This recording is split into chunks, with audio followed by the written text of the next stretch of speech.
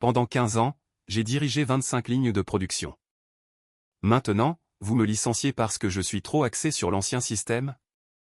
J'ai fait glisser mon badge de sécurité vers la nouvelle directrice générale. Vous avez 15 minutes, avant que le système ne se verrouille. Elle a ri, en disant que tout était désormais basé sur le cloud. C'est là que mon téléphone a commencé à vibrer. On sait que les choses vont mal tourner, lorsque Sarah Mitchell, notre directrice générale de 28 ans, remplace la machine à café de la salle de pause par un distributeur de kombucha, et qualifie cela d'optimisation de l'hydratation. Lorsqu'elle a commencé à parler de transformation numérique. Pendant notre réunion de production du lundi matin, je pouvais entendre les machines CNC du Hall 3, qui tournaient à 200 tours par minute au-dessus des spécifications. Ce bruit de grincement annonçait des ennuis, mais pas le genre de problème qu'elle s'apprêtait à créer. Je m'appelle Mason Carter, j'ai 46 ans, et je dirige les opérations chez Great Plains Manufacturing depuis 15 ans. Avant cela, j'ai passé 8 ans dans la marine, à travailler sur les systèmes électriques des navires. On apprend très vite que, lorsque quelque chose tombe en panne en mer, il vaut mieux savoir comment le réparer, avec ce qu'on a dans sa boîte à outils. Pas question d'appeler l'assistance technique, quand on se trouve à 500 000 de la côte. Sarah se tenait à l'avant de la salle de pause, vêtue d'un blazer, qui coûtait probablement plus cher que la mensualité de mon camion, et tenant sa tablette comme si elle contenait les secrets de l'univers. L'odeur de ce kombucha, mélangée à celle de l'huile de machine provenant de l'atelier, me soulevait le cœur. L'équipe, a-t-elle dit, et je pouvais déjà deviner que cela n'allait pas être réjouissant. Nous pivotons vers une intégration complète de l'automatisation. Le paysage manufacturier évolue, et nos processus actuels créent des inefficacités dans notre débit opérationnel. J'ai bu une gorgée de mon thermos. Le même que j'utilisais depuis 12 ans. Le café était encore chaud, ce qui signifiait que l'équipe de jour respectait le calendrier, contrairement à cette réunion. Qu'est-ce que cela signifie? Exactement, Sarah, ai-je demandé, en posant le thermos sur la table, avec un bruit sourd et délibéré. Cela signifie que nous mettons en œuvre des protocoles de fabrication intelligente, un contrôle qualité piloté par l'IA, des algorithmes de maintenance prédictive, et une optimisation en temps réel sur toutes les lignes de production. Elle a balayé l'écran de sa tablette, comme si elle dirigeait un orchestre. Votre style de gestion, Mason, semble très axé sur l'ancien système. Il ne se synchronise pas avec notre évolution numérique. Axé sur l'ancien système. Je les regardais en silence, pendant un instant. L'usine, derrière nous, bourdonnait avec ses 25 lignes de production, fonctionnant à 87% d'efficacité. Nous n'avions pas manqué un seul délai de livraison depuis 18 mois. Notre taux de rebut était inférieur de 0,3% à la norme du secteur. Mais, apparemment, c'était de la pensée obsolète. Vous me licenciez, Sarah? Ce n'est pas un licenciement, a-t-elle corrigé, en prenant ce ton répété con. Le renseigne probablement dans son programme de MBA en ligne. C'est un réalignement stratégique. Nous avons besoin de quelqu'un qui puisse adopter l'intégration technologique, sans résistance au changement. J'ai regardé l'horloge au mur. 13h20. La synchronisation de qualité de l'après-midi était prévue pour 13h35. Cette synchronisation nécessitait mon autorisation biométrique, pour vérifier les paramètres de production. Sans elle, les protocoles de sécurité supposeraient une faille de sécurité, et arrêteraient toutes les lignes de l'usine. Très bien, ai-je dit, en me levant. Vous voulez du changement? Vous l'avez. Je n'ai rien claqué. Je n'ai pas haussé la voix. J'ai simplement mis la main dans ma poche, j'en ai sorti mon badge de sécurité, et je l'ai fait glisser sur la table, vers elle. Le badge avait une habilitation de niveau 4. Plus élevée que la sienne. Vous avez 15 minutes, ai-je dit. Sarah avait l'air confuse. 15 minutes pour quoi faire? Pour trouver comment faire fonctionner cet endroit sans moi. Le problème avec les systèmes de fabrication, c'est qu'ils sont construits en couches. Vous avez vos machines de base, puis vos systèmes de contrôle, puis vos protocoles de sécurité, et enfin votre assurance qualité. Chaque couche dépend de celle qui se trouve en dessous.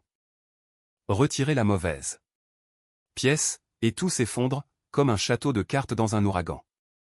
Le système se verrouillera automatiquement à 13h35, si je n'autorise pas la synchronisation de qualité, ai-je expliqué, en marchant vers la porte.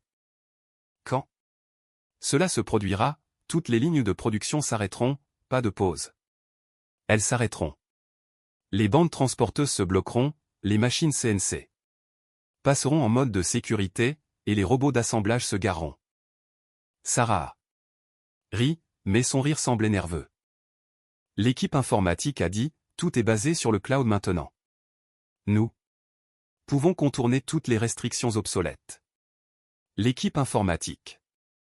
2 gars qu'elle avait embauchés parce qu'ils avaient des certificats dans un domaine appelé IO2 industriel. Bonne chance avec ça. J'ai traversé l'atelier de l'usine une dernière fois, passant devant les presses à emboutir, qui pouvaient transformer de la tôle en pièces de précision en 12 secondes. Je suis passé devant les postes de soudage, où les étincelles volaient en arc contrôlé. Devant la ligne d'assemblage, où des ouvriers, que j'avais formés, assemblaient des produits qui dureraient 20 ans. Le son des machines était une musique pour moi. Le bourdonnement rythmé des presses hydrauliques, le vrombissement des moteurs de convoyeurs, le sifflement régulier des outils pneumatiques. Après 15 ans, je connaissais le moindre bruit que faisait cet endroit. Je pouvais marcher ici les yeux bandés, et vous dire quelle machine avait besoin de maintenance, rien qu'en l'écoutant. Mon téléphone a vibré, au moment où j'atteignais le parking. 13h36. Pile à l'heure. Alerte système. Autorisation de synchronisation qualité manquante. Ligne de production un entrant en mode de sécurité. J'ai allumé une cigarette. Oui, je sais. Mauvaise habitude. Mais, après avoir respiré de la poussière de métal, et des vapeurs de solvant. Pendant 15 ans, le tabac est le cadet de mes soucis. Je me suis appuyé contre mon camion, et j'ai observé le quai de chargement. Dans environ 30 secondes, les chariots élévateurs s'arrêteraient de bouger. Les conducteurs commenceraient à regarder autour d'eux, confus. Mon téléphone a vibré à nouveau, puis encore une fois. La discussion de groupe s'enflammait. Cole Anderson, notre technicien système. Pourquoi les robots se garent-ils? Michel Torres, responsable du contrôle. Qualité, le tableau de bord affiche 0 production active. Est-ce un exercice? Sean Foster, superviseur de nuit, ligne de l'équipe de jour. Affichant tout un arrêt d'urgence. Que se passe-t-il? J'ai tiré une autre bouffée, et j'ai levé les yeux vers les fenêtres des bureaux, au 2e étage.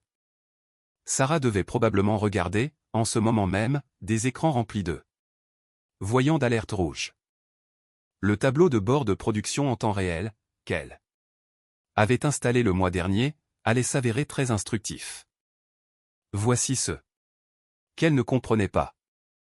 Ces protocoles de fabrication intelligente qu'elle voulait, ils fonctionnaient déjà, et ce depuis 3 ans, mais ils n'étaient pas contrôlés par un quelconque système d'IA basé sur le cloud. Ils étaient contrôlés par des scripts personnalisés, que j'avais écrits, et qui tournaient sur des serveurs au sous-sol, plus vieux que son diplôme universitaire. La synchronisation de qualité ne se contentait pas de vérifier des mesures. C'était le cœur battant de toute l'opération. Toutes les 90 minutes, elle vérifiait que toutes les machines fonctionnaient dans les limites de tolérance, que tous les systèmes de sécurité étaient actifs, et que tous les paramètres de production étaient au vert. Manquait cette synchronisation. Et le système supposait qu'une catastrophe s'était produite. Mon téléphone a sonné. Sarah Mitchell, directrice générale. J'ai laissé sonner. Qu'il transpire un peu. Le problème avec 25 lignes de production qui s'arrêtent soudainement, c'est que cela crée un effet domino. Les matières premières s'accumulent à la réception, les produits finis ne peuvent plus être acheminés vers l'expédition. Les commandes des clients, qui devaient être expédiées aujourd'hui, se retrouvent désormais bloquées sur des bandes transporteuses à l'arrêt. Et le système de planification automatisé, constatant une capacité de production nulle, commence à tout reporter au lendemain. Puis à la semaine suivante, puis au mois suivant. J'ai fini ma cigarette, et je suis monté dans mon camion. J'avais un arrêt à faire, avant que tout cela ne soit terminé. Le trajet jusqu'à chez Wade Phillips a pris 20 minutes. Assez de temps pour que mon téléphone vibre 47 fois, avec des messages de plus en plus désespérés. Assez de temps pour que Sarah découvre que redémarrer les serveurs ne servirait à rien. Assez de temps pour qu'un premier client appelle, demandant où se trouvait sa commande. La maison de Wade se dressait sur une propriété de 15 acres, en dehors de la ville. Rien de luxueux, juste du solide. Comme tous ceux qu'il avait construits, son atelier était plus grand que la plupart des garages. Des gens, remplis d'outils qui servaient réellement. Je l'ai trouvé à son établi, en train de reconstruire un carburateur d'une Chevelle 72. Tu ne devrais pas être au travail, a-t-il demandé, sans lever les yeux. Wade Phillips avait 72 ans, et pouvait encore travailler plus dur qu'eux. La plupart des gars ayant la moitié de son âge. J'ai été réaligné, ai-je dit. Ma fréquence opérationnelle ne correspondait pas à leur évolution numérique. Wade a posé sa clé, et m'a regardé. Il m'a vraiment regardé. Nous étions déjà passés par là, il y a 8 ans, lorsque le précédent directeur général avait tenté d'externaliser la production au Mexique. Cela ne s'était pas bien terminé pour lui. Sarah, a-t-il demandé. Ouais. Wade s'est essuyé les mains sur un chiffon d'atelier. Quels sont les dégâts? Arrêt complet de l'usine. 25 lignes à l'arrêt. Synchronisation de qualité verrouillée. Cela leur a probablement coûté 200 000 $, rien que pour la première heure. Wade a attrapé une bouteille de bourbon, posée sur son établi. Du bon. Le genre qu'on sirote, qu'on n'avale pas d'un coup. Il a versé 2 verres, et en a fait glisser un vers moi. Est-ce qu'elle sait ce qu'elle a fait? Elle commence à s'en rendre compte. Le téléphone de Wade a sonné. Le vieux téléphone à cadran, qu'il gardait dans l'atelier, parce que, disait-il, c'était le seul qui fonctionnait en cas de coupure de courant. Il a répondu à la 3e sonnerie. Phillips. Je pouvais entendre des cris à l'autre bout du fil. Plusieurs voix qui parlaient tout en même temps. Wade a éloigné le combiné de son oreille, et m'a fait un clin d'œil.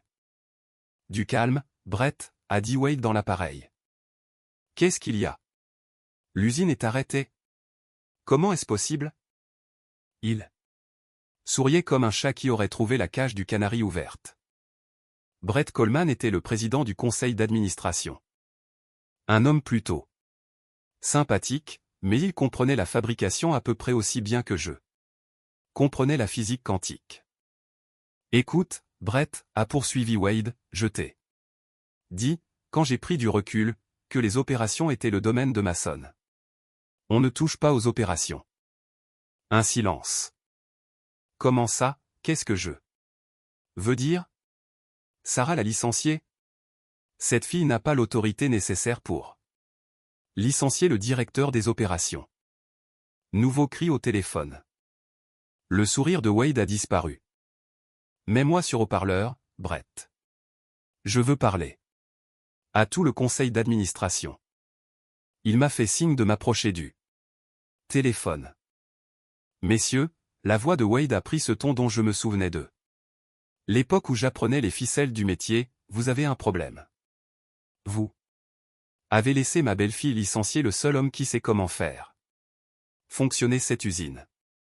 Mason Carter n'est pas seulement un employé. Il est le système nerveux central de toute l'opération. Nous pouvons faire venir des consultants, a dit quelqu'un, embaucher des spécialistes pour remettre les systèmes en ligne. Wade a ri. Ce n'était pas un rire agréable. Des consultants? Vous pensez qu'un étranger peut débarquer et comprendre 15 ans de modifications personnalisées, de solutions de contournement et de connaissances institutionnelles?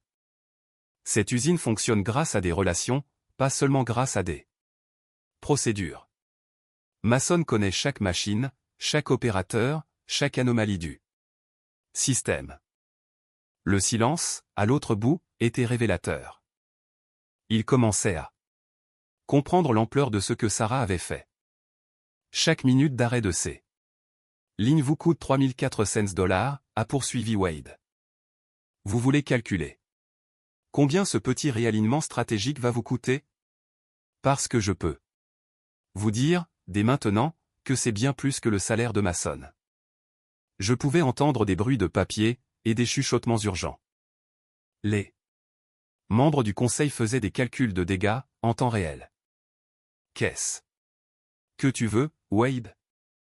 C'était à nouveau Brett, sa voix s'était affaiblie. Je veux que Mason soit réintégré. Pas en tant que directeur des opérations. En tant que vice-président des opérations, avec une autorité totale sur l'atelier, sans aucune interférence de Sarah ou de qui que ce soit d'autre. Tripler son salaire actuel, et réintégrer les personnes qu'elle a licenciées dans son équipe. C'est une augmentation significative de la rémunération, a dit Brett. La voix de Wade s'est faite plus basse, ce qui la rendait d'une certaine manière plus menaçante. Chaque minute d'arrêt de ces lignes vous coûte 3400 $. Vous voulez négocier le salaire, ou vous voulez recommencer à gagner de l'argent? Silence au téléphone. Je pouvais les imaginer, dans cette salle de conseil, avec leurs costumes coûteux et leurs visages inquiets. En faisant le calcul, 2 heures d'arrêt représentaient déjà 48 000 $ de perte de production. D'ici demain matin, si cela continuait, ils en seraient à plus d'1 million de dégâts. Et encore une chose, a ajouté Wade, Sarah doit être déplacée vers un poste où elle ne peut rien casser. Le marketing, les partenariats stratégiques, peu importe ce qui la fait se sentir importante, mais elle ne s'approche plus jamais des opérations. C'est la famille, Wade. L'entreprise aussi. Alors? Qu'est-ce que ce sera? Nouveaux chuchotements urgents. Le bruit de quelqu'un tapant frénétiquement sur un ordinateur portable. Une chaise qui grince sous la tension. Nous avons besoin de temps pour discuter. Des conditions. Non, les a coupés Wade. Vous avez besoin que Mason soit de retour dans l'heure, sinon vous aurez 25 lignes de production à l'arrêt toute la nuit. Vous savez ce que cela fait à vos calendriers de livraison? À vos contrats clients? Au cours de vos actions? Quand cela fera la une des journaux? Cela a attiré leur attention. Rien n'effrayait mais les membres du conseil d'administration que la mauvaise publicité, et des actionnaires en colère. Très bien, a fini par dire Brett. Rédiger les contrats. Mason obtient le poste de vice-président des opérations. L'autorité totale sur l'usine, et l'augmentation de salaire convenue. Sarah passe au développement stratégique, mais Mason doit remettre ses lignes en marche aujourd'hui. Wade m'a regardé, et a fait un clin d'œil. Mason est à 20 minutes de là. Préparer les documents pour son arrivée. Il a raccroché, et s'est versé un autre bourbon. Ça fait du bien de leur rappeler qui dirige vraiment les choses. Ici. Tu n'étais pas obligé de faire ça, ai-je dit. Tu parles si je ne l'étais pas. J'ai bâti cette entreprise à coups de semaines de 60 heures, et de dîners de famille manquée. J'ai raté tes matchs de baseball pour réparer du matériel en panne le week-end. Je ne vais pas regarder une gamine avec un MBA en ligne. Détruire ce qu'il a fallu 25 ans pour construire. Wade avait fondé Gret. Plein Manufacturing en 1999, avec 2 tours d'occasion et un rêve. Il avait travaillé 7 jours sur 7, pendant les 5 premières années. Il avait dormi sur un lit de camp dans le bureau plus de nuits qu'il n'avait dormi chez lui. À l'époque où je l'ai rejoint, en 2009, il en avait fait l'usine de fabrication métallique la plus fiable de 3 États. Elle veut bien faire. Ai-je dit à propos de Sarah, elle ne comprend tout simplement pas comment les choses fonctionnent réellement. L'enfer est pavé de bonnes intentions. Mason. Pavé de bonnes intentions. Wade a fini son bourbon, et s'est levé. Allez, viens, on va te regarder reprendre ton entreprise. Le trajet de retour vers Great Plains a pris 25 minutes. Assez de temps pour que mon téléphone cesse de vibrer avec des messages de panique, et commence à vibrer. Avec des messages différents. Des avocats appelaient pour les détails des contrats, des comptables voulaient vérifier les chiffres des salaires, et les ressources humaines posaient des questions sur la réintégration de l'équipe. Le parking ressemblait à une zone de catastrophe, les camions s'entassaient jusqu'à l'autoroute, et les chauffeurs attendaient en fumant, tout en consultant leur téléphone. L'équipe du deuxième quart était privée de travail et restait perplexe de voir que rien ne bougeait. Des superviseurs se promenaient avec des presse-papiers, essayant d'avoir l'air occupé, tandis que tout était à l'arrêt. J'ai traversé l'atelier de l'usine comme si l'endroit m'appartenait, ce qui, d'une certaine manière, était le cas maintenant. Les machines étaient silencieuses, à l'exception du vrombissement du système de ventilation. L'équivalent de 25 lignes de production de matériel restait inactif, parce qu'une seule personne n'avait pas compris la différence entre innovation et destruction. Les ouvriers qui m'ont vu arriver ont commencé à se rassembler autour de moi. C'étaient des gens que j'avais embauchés, formés, et avec qui j'avais travaillé côte à côte pendant plus de 10 ans. Ils semblaient soulagés de me voir. Les lignes redémarrent, Monsieur Carter, a demandé Tommy Martinez, l'un de mes meilleurs opérateurs de presse. Donne-moi 10 minutes, Tommy. On va te remettre à fabriquer des pièces. Sarah était dans la salle de conférence, entourée de son équipe de transformation numérique, et de la moitié du conseil d'administration. Quand je suis entré, avec Wade derrière moi, la pièce est devenue silencieuse. Sarah avait l'air de sortir d'une machine à laver. Ses cheveux parfaits étaient ébouriffés, et il y avait des taches de café sur son blazer coûteux. Brett Coleman s'est levé, et m'a tendu un dossier. Contrat signé. Bon retour parmi nous, Mason, en tant que vice-président des opérations. J'ai ouvert le dossier, et j'ai parcouru les conditions. Le titre de vice-président, un salaire de 185 000 $, une autonomie opérationnelle totale, l'autorité nécessaire pour réembaucher mon équipe avec des augmentations de 20% pour tout le monde. Tout ce que Wade avait négocié. Les systèmes sont en panne depuis 3 heures, ai-je dit, en posant le dossier sur la table. Cela vous a coûté environ 600 000 $ en perte de production, plus 80 000 $ en retard d'expédition. Quant à la confiance des clients, elle est plus difficile à chiffrer. Sarah a levé les yeux vers moi, ses yeux étaient rougis par ce que je supposais être du stress, ou des larmes, peut-être les deux. Le conseil d'administration a dit que nous devions. Je sais ce que le conseil a dit. Je me suis dirigé vers le terminal de contrôle, fixé au mur. Tout le monde sort, sauf Sarah. La pièce s'est vidée rapidement.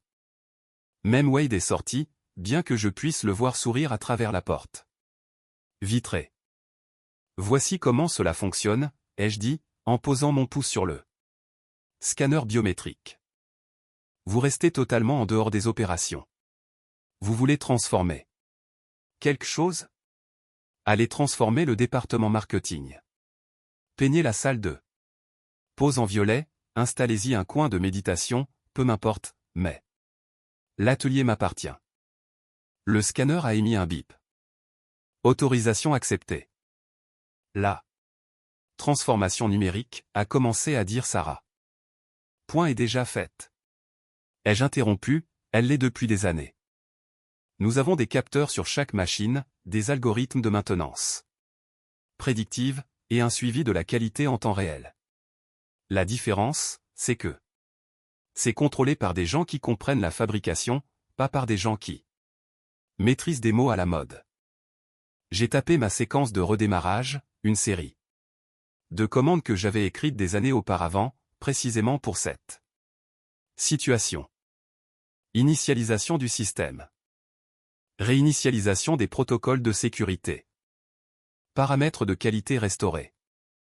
Séquence d'activation des lignes de production. L'usine a repris vie autour d'eux. Nous. Le bourdonnement lointain des moteurs qui démarrent, le vrombissement des bandes transporteuses qui se mettent en mouvement, le choc rythmé des presses hydrauliques qui s'activent. Une musique à mes oreilles. Les lignes tourneront à plein régime dans 30 minutes, ai-je déclaré, en terminant la procédure de redémarrage. Votre travail consiste à rester à l'écart, et à laisser les adultes travailler. Sarah a hoché la tête, semblant plus petite que je ne l'avais jamais vue. Je voulais juste. Je pensais que nous devions nous moderniser.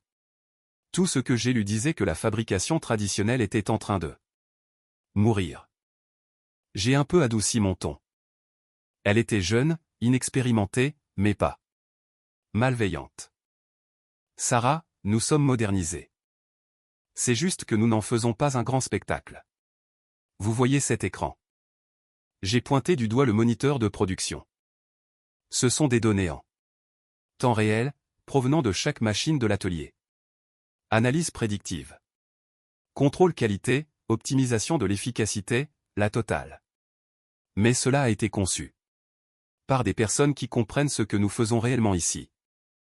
Elle a regardé l'écran, observant les indicateurs verts commencer à apparaître sur les 25 lignes de production. Je ne savais pas. C'est bien là le problème. Vous n'avez pas demandé. J'ai récupéré mon thermos, et je me suis dirigé vers la porte. Contentez-vous du marketing. Laissez-nous la fabrication. Wade attendait dans le couloir, appuyé contre le mur, les bras croisés. Comment elle a pris ça? Mieux que prévu. Je pense qu'elle a compris maintenant. Bien. Viens, allons voir la magie opérer. Nous sommes retournés ensemble dans l'atelier. La transformation était déjà en cours. Les bandes transporteuses bougeaient de nouveau, acheminant les pièces d'un poste à un autre. Les machines CNC reprenaient vie, leur précision contrôlée par ordinateur transformant le métal brut en composants finis. Les ouvriers retournaient à leur poste, vérifiant leurs équipements, et reprenant le rythme. Tommy Martinez a fait un signe de la main, depuis la station de presse numéro 3. Ça se présente bien, Monsieur Carter. Ça tourne comme sur des roulettes ici. C'est ce que j'aime entendre, Tommy. Michel Torres est apparu à mes côtés. Un presse-papier à la main. Les paramètres de qualité sont tous au vert. Aucun dommage lié à l'arrêt. Nous serons de retour à pleine efficacité d'ici une heure. Exceptionnel. Comment est le moral de l'équipe? Au beau fixe. Le bruit court déjà que vous êtes de retour en tant que vice-président. Et les. J'en parle aussi des augmentations de 20%. Elle a souri. Je pense que vous avez la main-d'œuvre la plus loyale de tout l'État désormais. Au cours des heures suivantes, j'ai fait ma tournée, vérifiant chaque ligne de production, discutant avec les opérateurs, et m'assurant que tout fonctionnait sans accroc. Cole Anderson faisait ronronner les systèmes informatiques, comme un moteur bien réglé. Sean Foster se coordonnait avec les chauffeurs de camions, pour remettre les expéditions sur les rails. Vers 18 h, nous avions rattrapé la majeure partie de la production perdue. Les commandes des clients, qui auraient dû être expédiées ce matin-là, était chargé et prenait la route. Le système de planification automatisée avait tout recalculé, et nous étions à nouveau sur la bonne voie pour la semaine. Wade m'a trouvé dans mon nouveau bureau, celui de vice-président, avec des fenêtres donnant sur tout l'atelier de fabrication. Il a frappé sur le montant de la porte, même si celle-ci était ouverte. Ça ne dérange pas si un vieux entre. C'est ton entreprise, Wade, elle le sera toujours. Il s'est installé dans le fauteuil, en face de mon bureau, avec un grognement. Les genoux qui lâchent. Trop d'années à ramper sous les machines. Il a regardé par la fenêtre l'atelier en pleine effervescence. Ça sonne bien. Dehors. Ça sonne comme ça devrait. Nous irons bien. Mieux que bien, en fait. Je vais mettre en place ce programme d'apprentissage dont nous avions parlé. Associer les gars expérimentés aux plus jeunes, pour m'assurer que toutes ces connaissances ne s'en aillent pas lorsque les gens prendront leur retraite. Wade a hoché la tête en signe d'approbation. Intelligent. Et pour Sarah? Elle trouve sa place. Le marketing pourrait bien avoir besoin d'idées fraîches. En réalité, tant qu'elle reste à l'écart des opérations, nous nous entendrons. Très bien. Et toi? Qu'est-ce que ça fait d'être vice-président? Je me suis adossé dans mon fauteuil, et j'ai écouté les bruits de l'usine, le rythme régulier de la production, le vrombissement des machines, et les appels occasionnels d'un ouvrier à un autre. C'était le bruit de personnes qui fabriquent des choses, qui créent de la valeur, et qui font un travail qui compte. J'ai l'impression d'être là où j'aurais dû être depuis le début. Wade a souri, et s'est levé. Je rentre à la maison. Martha prépare un rôti ce soir, et si je suis en retard, elle le donnera au chien. Il s'est arrêté sur le pas de la porte. Tu as bien travaillé aujourd'hui, Mason. Vraiment bien. Après son départ, je suis resté dans le bureau encore 1 heure, à regarder l'équipe du soir prendre le relais de celle de jour. Des transitions fluides. Sans accroc, tout fonctionnait comme sur des roulettes. À 19h30, j'ai enfin rangé mes affaires, et je suis rentré chez moi. 3 mois plus tard, Gret. Plein Manufacturing affichait des bénéfices trimestriels records. Le programme d'apprentissage battait son plein, avec 12 ouvriers expérimentés qui encadraient les nouvelles recrues. Nous avions décroché 2 contrats majeurs, en partie parce que notre réputation de fiabilité dans les livraisons s'était propagée à de nouveaux clients. Sarah avait trouvé son rythme de croisière, dans le marketing et les partenariats stratégiques. Elle avait cessé d'essayer de révolutionner la fabrication, et commençait à se concentrer sur l'histoire de ce que nous faisions réellement. Il s'est avéré qu'elle y était plutôt douée, lorsqu'elle n'essayait pas de réparer des choses qui n'étaient pas cassées. La transformation numérique qu'elle souhaitait.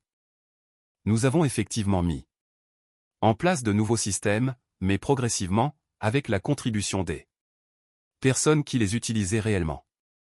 Pas de révolution, juste une évolution. La façon dont le changement devrait se produire.